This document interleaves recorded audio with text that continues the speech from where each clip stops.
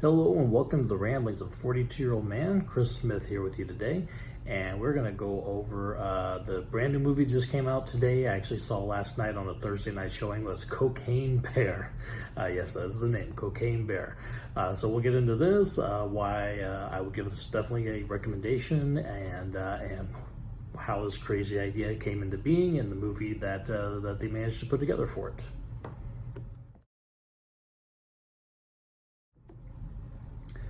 All right, Cocaine Bear. So this movie just came out today, February 24th, 2023. It's directed by Elizabeth Banks, who is a pretty well-known actress. Movies like the Hunger Game trilogy, definitely maybe Slither, movies like that. She's recently gotten into directing. This would be her third main feature, including Pitch Perfect 2, the newest Charlie's Angels reboot, and now Cocaine Bear will be her third one. Cast of characters we have is Kerry Russell from Felicity fame and the Americans television series that's been on for a while. Forgive me for this last name, but it's Alden Ehrenreich, who was the new Han Solo in the Solo Star Wars movie. And then O'Shea Jackson Jr. is in it as well. He famously played Ice Cube in Straight Outta Compton. He's also Ice Cube's son, and he looks just like him. It's actually very crazy just how much he looks like him. This is also the last performance from Ray Liotta, who passed away last year.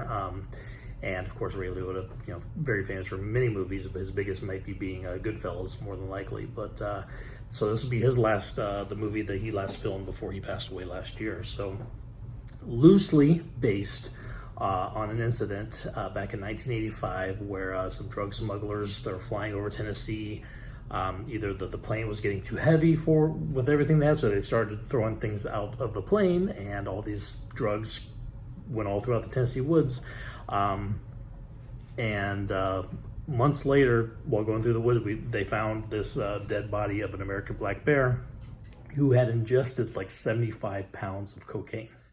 And unlike this story that has taken place from that, that bear died pretty much instantaneously once all that started to kick in.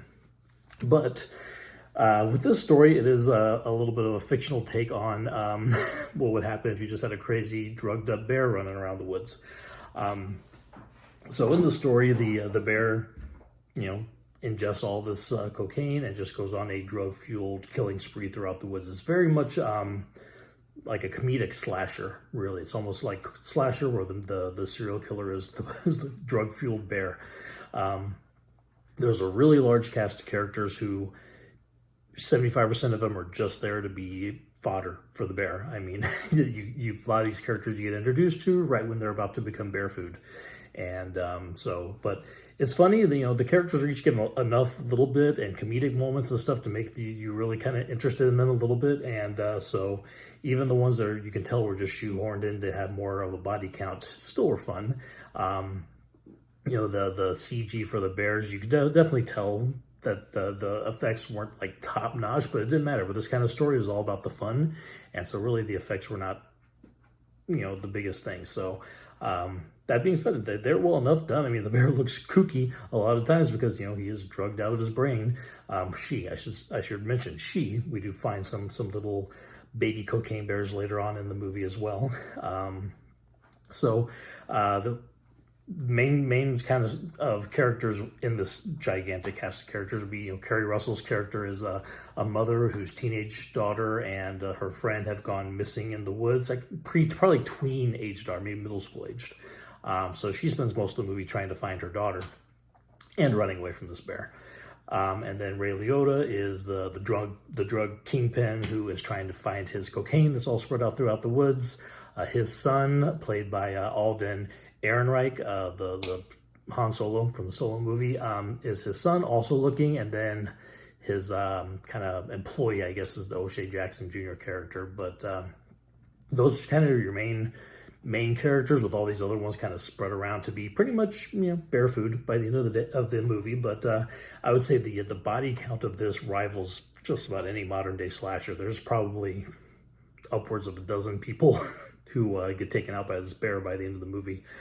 Very goofy, but a lot of fun. Very much not to be taken seriously at all. It's just to have a good time. And I did. I enjoyed it a lot. It was, you know, it's not going to be on anybody's like top 10 list probably by the end of the year, but definitely a fun movie that's enjoyable to watch. And you know, anytime you get these kind of creature features that have a little bit of funny, I'm kind of thinking like the Meg a couple years ago was a lot like this, very just fun, and the horror aspects are just more in the situation itself, but the things that happen are just almost more you're laughing at them more than anything. But so that's Cocaine Bear.